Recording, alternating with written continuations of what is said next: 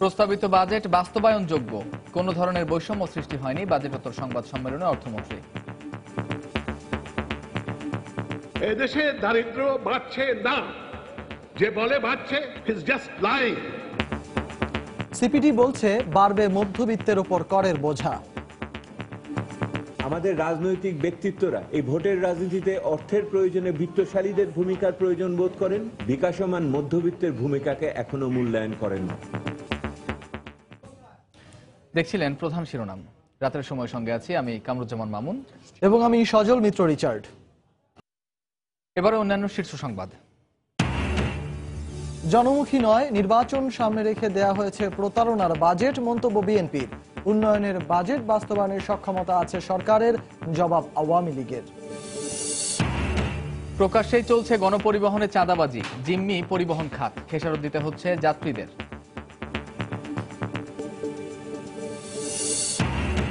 Chemical যুক্ত ছানা ব্যবহার করায় রাজধানীর মিরপুরে 11 মণ মিষ্টি ধ্বংস, জরিমানা। গরুর বদলে মহিষের মাংস বিক্রির দায়ে 1 লাখ টাকা দণ্ড। ঢাকার বিভিন্ন এলাকা থেকে 1 কোটি টাকার জাল নোট সহ 10 জন আটক। টার্গেট ছিল সারা দেশের ঈদ বাজার, জানালো ডিবি। এবং ছুটির দিনে জমজমাট রাজধানীর ঈদ কেনাকাটা, বিভিন্ন দোকান ঘুরে পছন্দের পোশাক কিনছেন ক্রেতারা, দাম নিয়ে মিশ্র প্রতিক্রিয়া।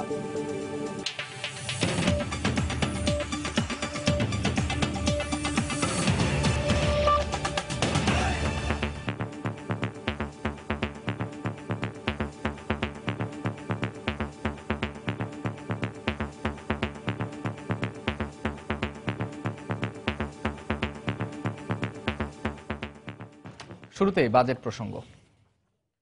নির্বাচনী বছর হলেও বাজেট বাস্তবায়ন সম্ভব বলে মন্তব্য করেছেন অর্থমন্ত্রী আবুল মাল আব্দুল মুহিত। রাজধানীর ওসমানী স্মৃতি মিলনায়তনে বাজেট পরবর্তী সংবাদ সম্মেলনে এ মন্তব্য করেন অর্থমন্ত্রী আবুল মাল আব্দুল মুহিত। এ সময় তিনি জানান, বর্তমান সরকারের মেয়াদে ব্যাংক কমিশন গঠন হচ্ছে না, তবে আগামী কয়েক মাসের মধ্যে সঞ্চয়পত্রের সুদের হার পুনর্নির্ধারণ করা হবে। বিস্তারিত ইমতিয়াজ আহমেদের রিপোর্টে। রেওয়াজ অনুযায়ী প্রতি বছরের মতোই সংসদের প্রস্তাবিত বাজেট উত্থাপনের পরদিন সাংবাদিকদের মুখোমুখি হন অর্থমন্ত্রী আবুল মাল আব্দুল মুহিত। আয়োজিত সংবাদ সম্মেলনে রাজস্ব আদায়, কর্পোরেট ট্যাক্স, আয় বৈষম্য, বিদেশে শ্রমিক অফিস খোলা সহ বিভিন্ন বিষয় আলোচনায় উঠে আসে। এ সময় বাজেট বাস্তবায়ন সম্ভব হবে কিনা এ নিয়ে প্রশ্ন তোলা হলে নাকচ করে দেন অর্থমন্ত্রী। এ সময় সুদ হার 1 অঙ্কে নামিয়ে আনতেই ব্যাংকিং খাতে কর্পোরেট ট্যাক্স কমানো হয়েছে বলে জানান তিনি। নির্বাচনের বছরেও বাস্তবায়নের আমাদের রেকর্ড তত খারাপ হবে বলে আমার মনে হচ্ছে না। এটা একটা সুখবর আমার কাছে মনে হচ্ছে। মোটামুটি ভাবে যে লক্ষ্যমাত্রা নির্ধারণ করেছি সেটাই হবে, এবং তার প্রমাণও আছে। প্রমাণ হলো বিভিন্ন গ্রোথ রেট। এত বছর ধরে যে গ্রোথ রেটগুলো হচ্ছে নিরবিচ্ছিন্ন ভাবে, 20 বছর ধরে আপনারা you are getting high growth rate. দেশে দারিদ্র্য বাড়ছে না, এমনকি বৈষম্য বাড়ছে না উল্লেখ করে অর্থমন্ত্রী বলেন, বর্তমান সরকারের আমলেই সরকারি কর্মকর্তাদের সুযোগ সুবিধা দেওয়া হয়েছে সবচেয়ে বেশি। বিদেশি কোনো রাষ্ট্রে 12,000-এর বেশি শ্রমিক থাকলে সেখানে শ্রমিক অফিস খোলার ব্যাপারে সিদ্ধান্ত নেওয়া হবে বলে জানান অর্থমন্ত্রী। এদেশে দারিদ্র্য বাড়ছে না, যে বলে বাড়ছে ইজ জাস্ট লাইং। বৈষম্য বাড়ে নাই, বাড়ছে অবশ্যই। কয়জনের জন্য বাড়ছে সেটা দেখেন। কতজন দরিদ্র দেশে আছে এখন। আগামী 1 থেকে 2 মাসের মধ্যে সঞ্চয়পত্রের সুদের হার রিভিউ করা হবে বলে জানান অর্থমন্ত্রী। এছাড়া এই আমলে ব্যাংকিং কমিশন গঠন করা হবে না বলে উল্লেখ করেন তিনি। ভবিষ্যতে একটি ব্যাংকিং কমিশন করব। ব্যাংকিং কমিশন করার সমস্ত কাগজপত্র তৈরি করে রেখেছি। আমি এটা পরবর্তী সরকারের কাছে দিয়ে যেতে চাই। সঞ্চয়পত্রের যে রেট ইটস নেভার পার্মানেন্ট। 2-3 বছরে প্রায় রিভিউ হয়। এটা বাজেটের মাসে বা তারপরের মাসে রিভিউ হবে। রোহিঙ্গাদের ব্যয় এতদিন আন্তর্জাতিকভাবে বহন করা হলেও এবার বাজেটে তাদের জন্য 400 কোটি টাকা বরাদ্দ রাখা হয়েছে বলে জানান অর্থমন্ত্রী। ইমতিয়াজ আহমেদ, সময় সংবাদ, ঢাকা। এদিকে বেসরকারি গবেষণা সংস্থা সিপিডি বলছে, নির্বাচনী বছরে প্রস্তাবিত বাজেটে বিত্তবান ও নিম্ন আয়ের মানুষের জন্য স্বস্তির খবর থাকলেও করের চাপ বাড়বে মধ্যবিত্তের উপর। সকালে রাজধানীর একটি হোটেলে সংবাদ সম্মেলনে বাজেট নিয়ে প্রতিক্রিয়ায় এমন পর্যবেক্ষণ তুলে ধরে সংস্থাটি। ব্যাংক ও ইন্স্যুরেন্স সহ আর্থিক প্রতিষ্ঠানের উপর কর্পোরেট কর 2.5% কমানোর প্রস্তাবের বিরোধিতাও করেছে সিপিডি। এখানে একটি খুবই বড় ব্যাখ্যা দরকার। ৭ জুন জাতীয় সংসদে ৪,৬৪,৫৭৩ কোটি টাকার বাজেট প্রস্তাবনার একদিন পর প্রস্তাবিত বাজেট নিয়ে পর্যালোচনা তুলে ধরেছে বেসরকারি গবেষণা সংস্থা সিপিডি। সিপিডি মনে করে রাজস্ব আদায়ে বড় লক্ষ্য নির্ধারণের পর বছর শেষে যে ঘাটতির প্রবণতা গেল কয়েক অর্থ বছর ধরে দেখা যাচ্ছে তা ভবিষ্যতে রাজস্ব আদায়ে নেতিবাচক প্রভাব ফেলবে। প্রস্তাবিত বাজেটে ৭.৮% জিডিপি প্রবৃদ্ধির যে লক্ষ্যমাত্রা ধরা হয়েছে তা অর্জনে সরকারি বেসরকারি খাতের বাড়তি বিনিয়োগ প্রয়োজন হবে প্রায় ১.৫ লাখ কোটি টাকা, যা অর্জন নিয়ে সংশয় প্রকাশ করে সংস্থাটি। ১৫০,০০০ কোটি টাকার মতো কিন্তু বাড়তি বিনিয়োগ আগামী বছরের জন্য প্রত্যাশা করা হয়েছে। এটার ফলে পুঁজির উৎপাদনশীলতা সেটা কমে যাবে কিছুটা, কারণ এটার সাথে মূল্যস্ফীতির হার ৫.৬% থাকবে। আমরা অবশ্যই এটার ব্যাপারে গভীর সংশয় প্রকাশ করছি। প্রস্তাবিত বাজেটে কর কাঠামো নিয়েও সমালোচনা করেছে সিপিডি। তাদের মতে বৈষম্যমূলক কর কাঠামোর কারণে মধ্যবিত্তের ওপর করের চাপ আরো বাড়বে। ফ্ল্যাট ক্রয় করার ক্ষেত্রে আগে ১১০০-তে ছিল ১.৫%, আর ১১০০ থেকে ১৬০০ স্কোয়ার ফুটের প্রতি ছিল ২.৫%। দুটোকেই এখন হরে দরে করে ২% করা হয়েছে। অর্থাৎ যে ছোট ফ্ল্যাট কিনছিল তার ১.৫ থেকে ২ করে দেওয়া হলে তার উপরে চাপ পড়ল। যে সমস্ত অর্থায়নের প্রতিষ্ঠান আছে তাদের ২.৫% হারে যে কর্পোরেট ট্যাক্স কমানো হয়েছে, আমরা এটার বিরোধিতা করি। এই সুবিধা সুদের হার কমানোর মাধ্যমে আমাদের উদ্যোক্তা শ্রেণী পাবেন না। আমানতকারীদের যে সুদের হার বাড়বে সেটারও কিন্তু এটার ফলে কোনো নিশ্চয়তা নেই। বর্তমানে অভ্যন্তরীণ ঋণের সুদ বাবদ সরকারকে বছরে প্রায় ১৩,০০০ কোটি টাকা ব্যয় করতে হয়। এই চাপ কমাতে দ্রুত সঞ্চয়পত্রের সুদ হার কমানোর তাগিদ দিয়েছে সিপিডি। নবীন বাংলাদেশের জন্য একটি প্রবীণ বাজেট তৈরি করা হয়েছে। শুভ খান, সময় সংবাদ, ঢাকা। প্রস্তাবিত বাজেট জনমুখী নয়। নির্বাচনকে সামনে রেখে এটি একটি প্রতারণার বাজেট বলে মন্তব্য করেছেন বিএনপির সিনিয়র যুগ্ম মহাসচিব রুহুল কবির রিজভী। দুপুরে রাজধানীর নয়াপল্টনে কেন্দ্রীয় কার্যালয়ে এক সংবাদ সম্মেলনে তিনি এই কথা বলেন। এদিকে জাতীয় প্রেসক্লাবে এক আলোচনা সভায় বিএনপির স্থায়ী কমিটির সদস্য ব্যারিস্টার মওদুদ আহমদ বলেছেন, সরকারের পক্ষে এই বাজেট বাস্তবায়ন কখনোই সম্ভব নয়। নির্বাচনের আগে দলীয় নেতাকর্মীদের পকেট ভারী করার সুযোগ সৃষ্টি করা, জনগণের সঙ্গে ধাপ্পাবাজি ছাড়া এই বাজেট আর কিছুই নয়। এটি চরম গণবিরোধী, এই কারণে চরম প্রতিক্রিয়াশীল এই বাজেট। বাংলাদেশ জাতীয়তাবাদী দল বিএনপি সম্পূর্ণরূপে এই বাজেট প্রত্যাখ্যান করছে। যারা আমাদের দেশের সাধারণ মানুষ ভোট কেন্দ্রে ভোট দিতে যায় তাদের জন্য কোনো নিশ্চয়তা দেওয়া হয় নাই। আগামী নির্বাচন কিভাবে হবে সেভাবে কোনো দিক নির্দেশনা নেই। এই বাজেটে বলা হয় নাই যে সুশাসন কি করে ফিরিয়ে আনা হবে। এই বাজেটে বলা হয় নাই যে দুর্নীতি কি করে তারা দমন করবেন। আওয়ামী লীগের সাধারণ সম্পাদক ওবায়দুল কাদের বলেছেন, বড় বাজেট বাস্তবায়ন করার সক্ষমতা সরকারের আছে। এটি নির্বাচনী বাজেট নয়, বরং উন্নয়নের বাজেট। সকালে মেঘনা সেতু এলাকায় বিকল্প ফেরিঘাট নির্মাণের অগ্রগতি পরিদর্শন শেষে সাংবাদিকদের সঙ্গে কথা বলেন তিনি। ঈদে খারাপ রাস্তার কারণে যানজট হবে না বলেও মন্তব্য করেন ওবায়দুল কাদের। বড় বাজেট বড় চ্যালেঞ্জ। তো বড় বাজেট যখন আমরা করেছি, শেখ হাসিনার সরকার বড় চ্যালেঞ্জ অতিক্রমেরও সাহস, সৎসাহস। সোশ্যাল সেফটি যে নেটওয়ার্ক, সেটা তো কিন্তু নতুন কয়েক লক্ষ গরিব মানুষকে এই কভারেজের মধ্যে আনা হয়েছে। তো সরকার তো সবচেয়ে বেশি যে বিষয়টা মাথায় রেখেছে সেটা হচ্ছে গরিব মানুষের স্বার্থটা। কৃষকদের স্বার্থে চাল আমদানিতে কর আরোপ করা হয়েছে বলে জানিয়েছেন খাদ্যমন্ত্রী অ্যাডভোকেট কামরুল ইসলাম। এই বাজেট জনবান্ধব ও নিম্ন আয়ের মানুষের কথা মাথায় রেখে প্রস্তাব করা হয়েছে বলেও জানান তিনি। সকালে জাতীয় প্রেসক্লাবে এক অনুষ্ঠানে খাদ্যমন্ত্রী কথা বলেন। এক অনুষ্ঠানে অংশ নিয়ে আওয়ামী লীগের প্রচার ও প্রকাশনা সম্পাদক হাসান মাহমুদ বলেন, বাজেটে দেশের মানুষ খুশি হয়েছে বলেই বিএনপি নাখোশ। ভোটাররা জনগণের বৃহৎ অংশ। এটি হচ্ছে জনগণ তুষ্টির বাজেট। এই বাজেট হচ্ছে সমৃদ্ধির বাজেট। এই বাজেট হচ্ছে বাংলাদেশকে এগিয়ে নিয়ে যাওয়ার বাজেট।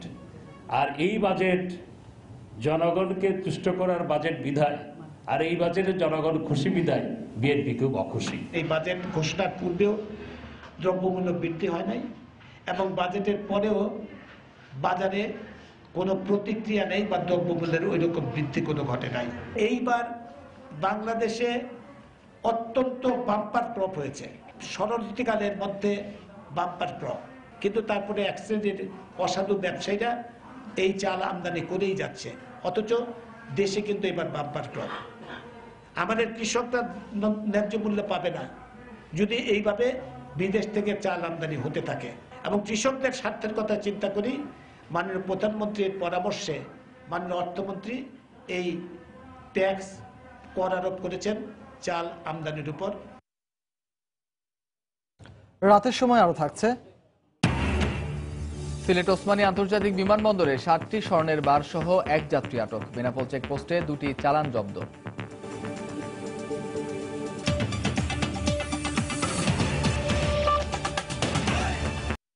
ঈদ সামনে রেখে রাজধানীতে সক্রিয় রয়েছে জাল টাকা তৈরির 8 থেকে 9টি চক্র।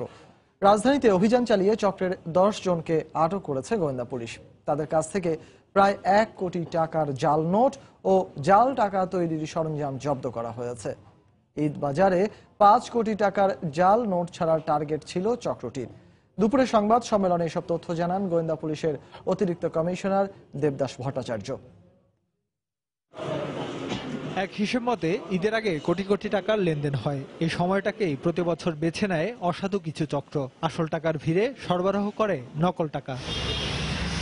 দুদিন আগে রাজধানীর শ্যামপুরে অভিযান চালিয়ে বিপুল পরিমাণ জাল টাকা জব্দের পর এবার কদমতলী থেকে 1 কোটি টাকার জাল নোট সহ 10 জনকে আটক করা হয়েছে। শুক্রবার ডিএমপির মিডিয়া সেন্টারে ডিবির এক ব্রিফিংয়ে এ তথ্য জানানো হয়। ঈদ উপলক্ষে ক্রেতাদের ঠকিয়ে আসল নোট হাতিয়ে নিতে রাজধানীতে আরও 8 থেকে 9টি চক্র সক্রিয় বলে জানানো হয়। ডিবির অতিরিক্ত কমিশনার জানান, কদমতলী থেকে আটক হওয়া চক্রের মূল হোতা রফিক দীর্ঘদিন ধরে নগরীর বিভিন্ন স্থানে বাসা ভাড়া নিয়ে জাল টাকা তৈরি করে সহযোগীর মাধ্যমে সরবরাহ ও বিক্রি করে আসছিল। এতে প্রতারিত হয়ে ক্ষতিগ্রস্ত হন অনেকেই। আমাদের ঢাকা মহানগরীতে প্রায় 8 থেকে 9টি এই ধরনের চক্র জাল টাকা প্রস্তুত করে এবং বিপণনের কাজ করে বললে আমাদের কাছে তথ্য আছে। এই একটি চক্রকে যার মূল নেতা হচ্ছে রফিক সহ যারা আছে জড়িত তাদেরকে আমরা গ্রেফতার করেছি। অন্যান্য যারা আছে তারা তাদের কেউ গ্রেফতারের যে প্রচেষ্টা সেটি আমরা অব্যাহত আছে। পুলিশের এই কর্মকর্তা আরো জানান, ঈদ উপলক্ষে চক্রটি সারা দেশের বাজারে জাল টাকাগুলো সরবরাহ করতে চেয়েছিল। 100 টাকা বা 200 টাকার একটা ফল কিনলো, 1 কেজি আপেল কিনলো, কিনে তারা যেটি করে সেই টাকাটি দিয়ে দেয় এবং বিভিন্ন অজুহাতে তাড়াহুড়া দেখায় যে তার খুব তাড়া আছে, তাড়াতাড়ি ভাঙতিটা দিয়ে দেওয়ার জন্য। এই যে টাকাগুলো আমরা প্রায় যে 1 কোটি টাকা যেটি উদ্ধার করলাম সেই টাকা নিশ্চয়ই এই ঈদের মার্কেটে চলে যেত। আমরা সেগুলো উদ্ধার করতে সক্ষম হয়েছি। এই অবস্থায় পণ্য ক্রয় ও বিক্রয়ের সময় লেনদেনকৃত টাকা সচেতনতার সঙ্গে ভালো করে দেখে নেয়ার পরামর্শ দেওয়া হয়েছে। হয়তো কেউ চোখে কম দেখে। এহসানুল হক শাওন, সময় সংবাদ, ঢাকা। ঈদের জামাত ঘিরে জঙ্গি তৎপরতা সহ যে কোনো নাশকতা এড়াতে সব ধরনের প্রস্তুতি নেওয়া হয়েছে বলে জানিয়েছেন পুলিশের মহাপরিদর্শক ডক্টর জাবেদ পাটোয়ারি। দুপুরে রাজধানীর রাজারবাগে পুলিশের বার্ষিক কেরাত, আজান ও রচনা প্রতিযোগিতার পুরস্কার বিতরণ শেষে সাংবাদিকদের একথা বলেন তিনি। এর আগে পুলিশ লাইন মসজিদে সমাজ কল্যাণ মন্ত্রী রাশেদ খান মেননের উপস্থিতিতে প্রতিযোগিতায় বিজয়ীদের হাতে পুরস্কার তুলে দেন আইজিপি। পরে সাংবাদিকদের প্রশ্নের জবাবে আইজিপি বলেন, জঙ্গিদের পুরোপুরি নির্মূল করা না গেলেও তাদের সক্ষমতা গুঁড়িয়ে দেওয়া হয়েছে। আগামীতে যেন জঙ্গিরা মাথাচাড়া দিয়ে উঠতে না পারে সেজন্য আইন শৃঙ্খলা বাহিনীর তৎপরতা অব্যাহত আছে।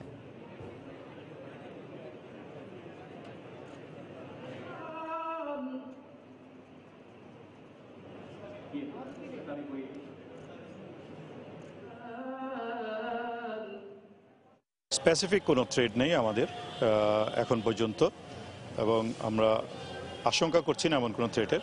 তবে আমাদের সকল ধরনের প্রস্তুতি রয়েছে, সেই প্রস্তুতি অনুযায়ী কিন্তু সবাই তাদের পরিকল্পনা সাজিয়েছে। আমাদের যে সকল ইউনিট কাজ করে এই জঙ্গি নিয়ে তারা সক্রিয় রয়েছে এবং প্রতিনিয়তই আমাদের এই ক্ষেত্রে সফলতা আসছে। তৎপরতা অব্যাহত থাকবে যাতে জঙ্গিরা তাদের আবার মাথাচাড়া দিয়ে ওঠার সাহস না করতে পারে। কেউ অংশগ্রহণ করুক বা না করুক, সংবিধান অনুযায়ী প্রধানমন্ত্রী শেখ হাসিনার নেতৃত্বে সুষ্ঠু ও গ্রহণযোগ্য জাতীয় নির্বাচন অনুষ্ঠিত হবে বলে মন্তব্য করেছেন খাদ্যমন্ত্রী অ্যাডভোকেট কামরুল ইসলাম। বিকেলে কেরানীগঞ্জের কালিন্দি ইউনিয়নে একটি কমিউনিটি সেন্টারে আয়োজিত ইফতার ও দোয়া মাহফিলে এমন মন্তব্য করেন তিনি। উন্নয়নের ধারাবাহিকতা বজায় রাখতে আগামী নির্বাচনে নৌকায় ভোট দিতে কেরানীগঞ্জবাসীর প্রতি আহ্বান জানান খাদ্যমন্ত্রী। এ সময় তিনি আরও বলেন, মাদক ব্যবসার সঙ্গে জড়িতরা যত প্রভাবশালী হোক না কেন তাদের কাউকেই ছাড় দেয়া হবে না। এ ব্যাপারে আইন শৃঙ্খলা বাহিনীকে সহযোগিতা করতে সবার প্রতি আহ্বান জানান তিনি। পরে দেশ ও জাতির কল্যাণে মোনাজাত করা হয়।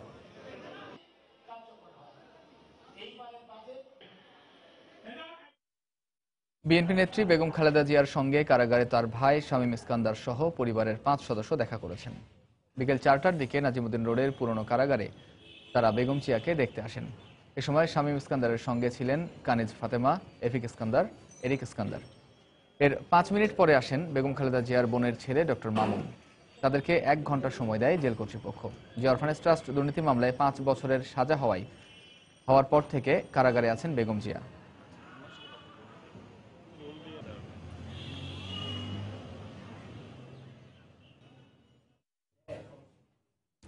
বেগম জিয়ার কারাবাসের 4 মাস পূর্ণ হলো আজ। বেগম জিয়ার আইনজীবীরা বলছেন, সরকারের সদিচ্ছা ছাড়া আইনি প্রক্রিয়ায় বেগম জিয়াকে মুক্ত করা সম্ভব নয়। আর আওয়ামী লীগের আইন সম্পাদকের মতে আইনি প্রক্রিয়ায় বারবার হারের কারণে বিএনপির আইনজীবীরা হতাশ হয়ে সরকারের ওপর দায় চাপাচ্ছেন। আইনি প্রক্রিয়ায় বেগম জিয়াকে মুক্ত করা হবে, তার আইনজীবীরা এতদিন এমন মন্তব্য করলেও বেগম জিয়ার কারাবাসের 120 দিনে এসে অনেকটাই হতাশ তার আইনজীবীরা।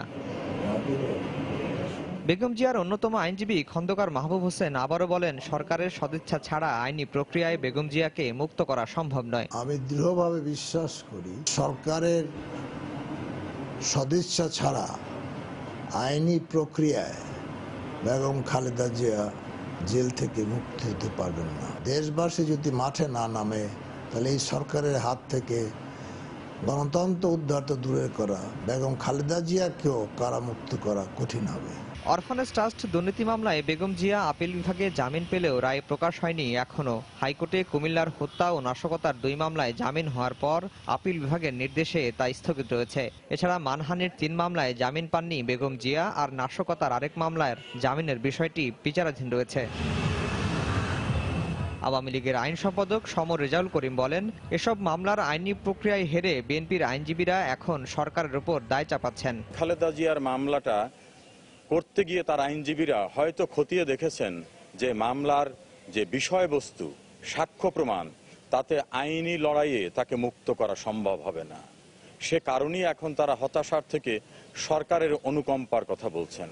তো সরকার কোনো দুর্নীতির দায়ে সাজাপ্রাপ্ত হওয়া ব্যক্তি অথবা পেট্রোল দিয়ে মানুষ পুড়িয়ে মারার ঘটনায় জড়িত ব্যক্তি, তাদের প্রতি সরকার অনুকম্পা দেখাবে, এটা ভাবার কোনো কারণ আছে বলে আমি মনে করি না। আইনি প্রক্রিয়ার বাইরে গিয়ে বেগম খালেদা জিয়ার জন্য অন্য কোনো প্রক্রিয়া নাই। গত 8 ফেব্রুয়ারি জিয়া অরফানেজ ট্রাস্ট দুর্নীতি মামলায় কারাগারে যান বেগম জিয়া। জামিনের আইনি প্রক্রিয়া শেষ না হওয়ায় এবার রোজার ঈদে কারাগারেই থাকতে হবে বেগম জিয়াকে।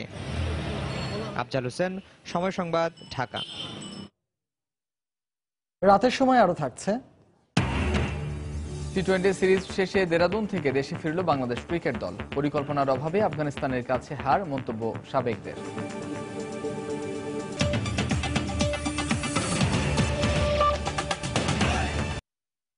রাজধানীতে প্রকাশ্যেই গণপরিবহনে চলছে চাঁদাবাজি।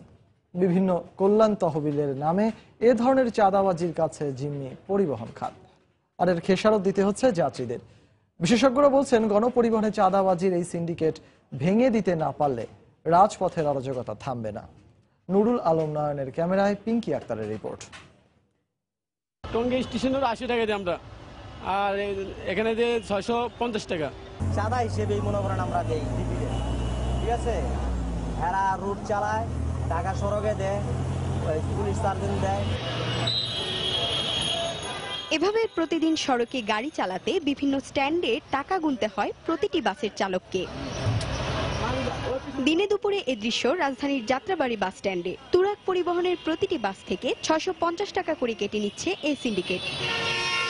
সময় সংবাদ এ দৃশ্য ধারণের পর এ বিষয়ে জানতে চাইলে নিজেকে সিটি কর্পোরেশনের লোক বলে পরিচয় দিলেও তার কোনো প্রমাণ দেখাতে পারেননি তারা। প্রতিটি বাসের থেকে এমন চাঁদা তোলার ক্ষেত্রে রয়েছে তাদের নানান অজুহাতও। হ্যাঁ, কার্ড আছে আমার, কিন্তু কার্ডটা আমার সাথে নেই মুহূর্তে। যানজট থাকে, সেটা আমরা ক্লিয়ার করি। আমরা পরিশ্রম করে 10 টাকা তাদেরকে চাইলে মালিক সমিতি নেয়, তারপর আপনারা আরো লোকজনেরা আছে, যেমন থানা ওয়ার্ডেরও খায়।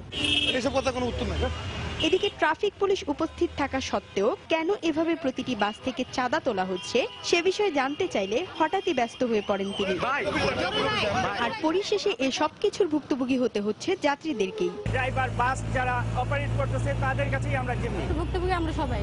5 টাকার ভাড়া 10 টাকা যখন দিয়ে বলি 5 টাকা ব্যাক দেন, না এটা এরকম 7 টাকা 8 টাকায় দিতে হবে। তবে চাঁদার বিষয়টি স্বীকার করে মালিক সমিতি বলছেন, সংগঠন পরিচালনার ব্যয় বহন করার জন্য চালকদের কাছ থেকে নামমাত্র চাঁদা তোলেন তারা। 150 টাকার উপরে তো চাঁদা হওয়ার কথা নয়। 650 টাকা যেটা বলে সেটা তো আমার মনে হয় ভুল তথ্য। অন্যায়ের বিরুদ্ধে আমরা প্রতিবাদ করব, তাই বলে একজন চাঁদাবাজি তুলে খাবে, কিন্তু কেউ কিছু বলবেন, এটা হয় নাকি? আর অপরাধ বিশেষজ্ঞরা বলছেন, চাঁদাবাজির সাথে জড়িত মূল হোতাদের আইনের আওতায় না নিয়ে আসলে থামানো সম্ভব নয় সিন্ডিকেটের এই চাঁদাবাজি। এটি যদি একটা দৃষ্টান্তমূলক বিচার করা যায়, তখন কিন্তু ফিউচারে পিপল কিন্তু আর উৎসাহিত হবে না। যারা পলিটিক্যাল গডফাদার আছেন অনেক, এগুলোকে বের করে তারপরে যথাযথ যদি ব্যবস্থা নেওয়া হয়। ঢাকা শহরের বিভিন্ন রুটে প্রায় 4500-এরও বেশি গণপরিবহন চলাচল করছে। আর কোনো ধরনের নিয়ম নীতির তোয়াক্কা না করেই সিন্ডিকেটের মাধ্যমে চলছে প্রকাশ্যে কিংবা গোপনে চাঁদাবাজি। তবে দিনের পর দিন এভাবে চলে আসলেও এর কোনো সুরাহা মিলছে না। পিঙ্কি আক্তার, সময় সংবাদ, ঢাকা। সিলেট ওসমানী আন্তর্জাতিক বিমানবন্দর থেকে 60টি স্বর্ণের বার জব্দ করেছে শুল্ক গোয়েন্দা বিভাগ। এই ঘটনায় জড়িত অভিযোগে একজনকে আটক করা হয়েছে। সকালে বাংলাদেশ বিমানের একটি ফ্লাইটে তল্লাশি চালিয়ে স্বর্ণের বারগুলো উদ্ধার করা হয়। শুল্ক গোয়েন্দা কর্তৃপক্ষ জানায়, ওমানের রাজধানী মাস্কাট থেকে আসা ফ্লাইটে তল্লাশি চালানো হয়। এ সময় 7টি স্বর্ণের বার সহ ইকবাল নামে এক যাত্রীকে আটক করা হয়। আটককৃত স্বর্ণের মূল্য প্রায় 3.5 কোটি টাকা বলে জানায় শুল্ক গোয়েন্দা বিভাগ।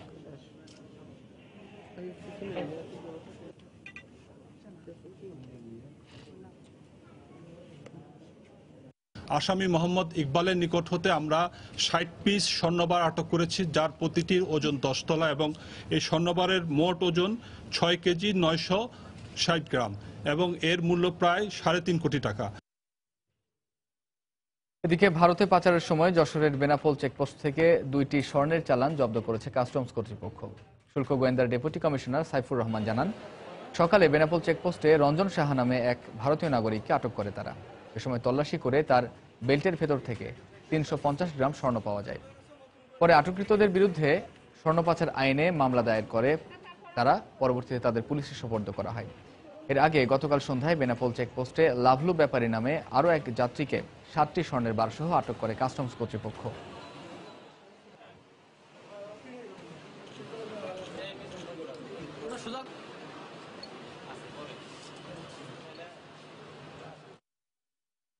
অপরিচ্ছন্ন পরিবেশ এবং মিষ্টি তৈরিতে মেয়াদ উত্তীর্ণ গুঁড়ো দুধ ও কেমিক্যাল যুক্ত ছানা ব্যবহারের দায়ে একটি কারখানাকে 3.5 লাখ টাকা জরিমানা এবং 11 মণ মিষ্টি ধ্বংস করা হয়েছে। এছাড়া বাজার মূল্যের থেকে অতিরিক্ত দাম রাখা এবং গরু বলে মহিষের মাংস বিক্রির দায়ে কয়েকটি দোকানকে 1,15,000 টাকা জরিমানা করা হয়েছে। দুপুরে রাজধানীর মিরপুরের 10 ও 11 নম্বরে এই অভিযান পরিচালনা করে র্যাবের ভ্রাম্যমাণ আদালত। বাহারি রং আর স্বাদের লোভনীয় মিষ্টি দেখে বোঝার উপায় নেই মানব স্বাস্থ্যের জন্য কতটা ঝুঁকিপূর্ণ এসব। শুক্রবার দুপুরে রাজধানীর মিরপুর 10 নম্বরে মিষ্টি তৈরির একটি কারখানায় অভিযান চালায় র্যাব, যেখানে স্যাঁতস্যাঁতে নোংরা পরিবেশে মিষ্টি তৈরি ছাড়াও মিষ্টি তৈরিতে মেয়াদ উত্তীর্ণ গুঁড়ো দুধ ও কেমিক্যাল যুক্ত ছানা ব্যবহারের প্রমাণ পায় ভ্রাম্যমাণ আদালত। এছাড়া পচাবাসী মিষ্টি সংরক্ষণ করে ভালো মিষ্টির সাথে চালিয়ে দেওয়ারও প্রমাণ মেলে। পরবর্তীতে যা সরবরাহ করা হতো শহরের নামি দামি বিভিন্ন দোকানে। মুসলিম যায়, বিক্রমপুর যায়, রামিন হটকেক, রোজফুড গার্ডেন। নোংরা পরিবেশ আমরা দেখতে আসি, এই জন্য ওই সাইডে কারখানা করতেছে, তো এই জন্য ময়লাটা একটু বেশি আসতেছে। এদিকে দিনের পর দিন ক্রেতার সাথে প্রতারণা করে আসছিল মিরপুর এলাকার কিছু অসাধু মাংস ব্যবসায়ী। গরু বলে মহিষ এবং খাসি বলে ভেড়ার মাংস বিক্রি করেই চলতো তাদের প্রতারণা। নেক্সট টাইমে এই যে অল্প বেচুম, নাহলে মনে করেন কি বাসি করে সেখানে রাখা হবে না, এই করবো। আমরা বেশি দিন বিক্রি করি নাই, সরকারি যে রেট দিচ্ছে ওই রেটে বিক্রি করবো আমরা। মিরপুর 11 নম্বরের নিউ সোসাইটি মার্কেটের কয়েকটি দোকানে এমন প্রতারণার দায়ে 1,15,000 টাকা জরিমানা করে আদালত। এছাড়া বাজার মূল্যের থেকে অতিরিক্ত দাম রাখা ছাড়াও অপরিচ্ছন্ন পরিবেশে পুরনো বাসি মাংস সংরক্ষণ করার প্রমাণ পাওয়া যায়। মহিষের মাংসকে গরুর মাংস বলে চালিয়ে দেওয়া হচ্ছে এবং ভেড়া বা বকরির মাংসকে খাসির মাংস বলে চালিয়ে দেওয়া হচ্ছে। সরকার নির্ধারিত যে মূল্য ধার্য করা হয়েছিল সেই মূল্য তালিকা তারা মানেনি। গরুর এবং ছাগলের যে পাগুলো রয়েছে, ময়লাযুক্ত পায়খানাযুক্ত পা বা গোবরযুক্ত পা, সেই পাগুলো রেখে দিয়েছে মাংসের সাথে, এবং সেই মাংসগুলো বেশ কয়েকদিন পূর্বের। কেবল রমজান মাসেই নয়, বছর জুড়ে এ ধরনের অভিযান অব্যাহত রাখার আহ্বান জানিয়েছেন ভোক্তারা। রাশেদ বাপ্পি, সময় সংবাদ, ঢাকা।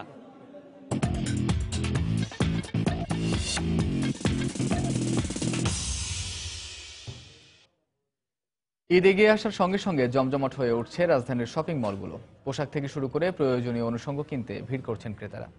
এই মুহূর্তে রাজধানীর মৌচাকে ফরচুন মার্কেটে আছেন সহকর্মী নাজমুস সালেহী। সরাসরি চলে যাচ্ছি তার কাছে। সালেহী। ধন্যবাদ মামুন। আপনি জানেন যে হচ্ছে আজকে সাপ্তাহিক ছুটির দিন শুক্রবার, এছাড়া রমজান মাসের প্রায় শেষের দিকে হয়তো আর সপ্তাহখানেক ঈদের বাকি আছে। এই সময়টিতে মানুষের ভিড় প্রচুর পরিমাণে বেড়েছে। রাজধানীর বিভিন্ন বিপণী বিতানগুলোতে মানুষ আসছেন এবং তারা তাদের সাধ্যমতো পছন্দের জামা কাপড় থেকে শুরু করে প্রসাধনী তারা সবকিছু হচ্ছে আসলে কিনছেন।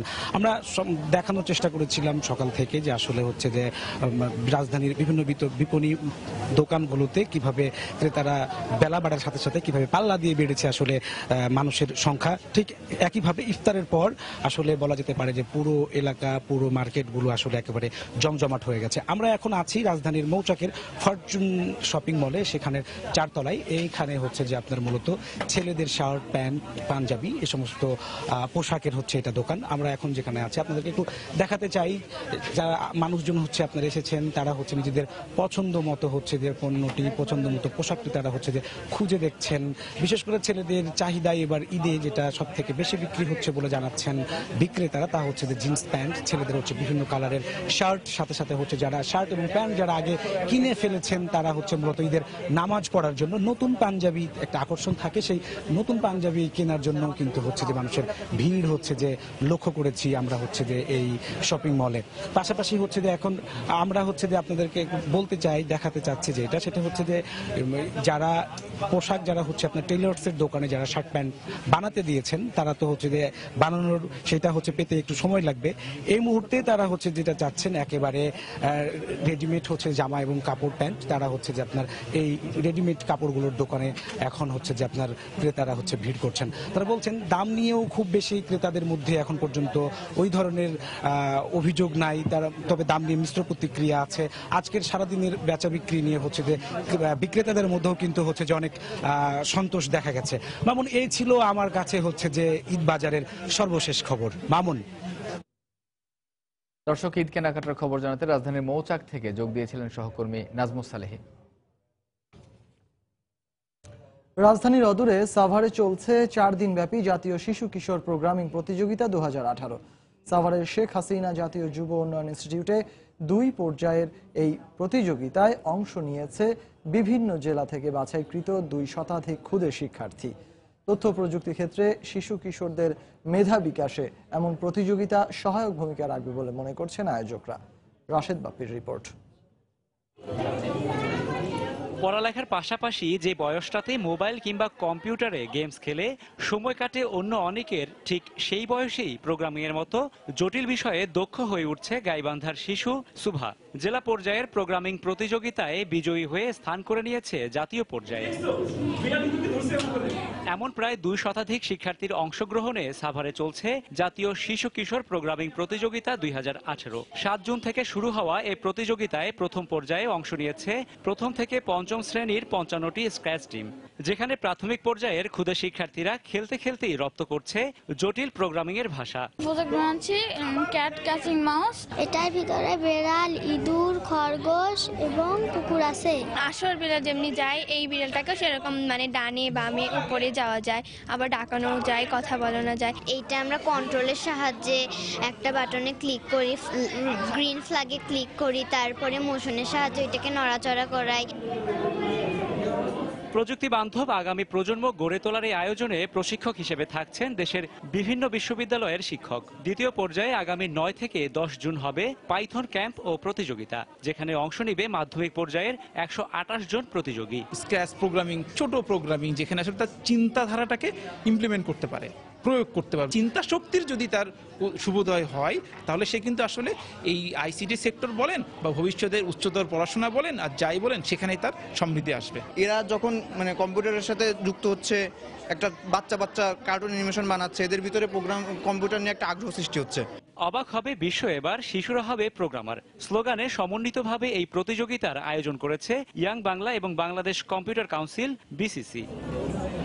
তথ্য প্রযুক্তি নির্ভর এমন প্রতিযোগিতা শিশু কিশোরদের সৃজনশীলতা ও মননশীলতা বৃদ্ধির মাধ্যমে পরিণত করবে দক্ষ জনশক্তিতে।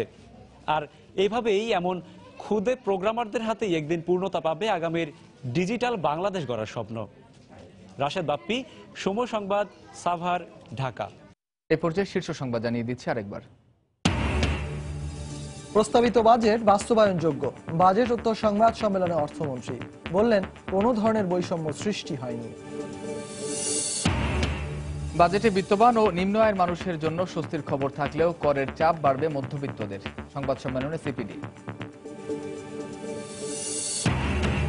কেমিক্যাল যুক্ত ছানা ব্যবহার করায় রাজধানীর মিরপুরে 11 মণ মিষ্টি ধ্বংস, জরিমানা।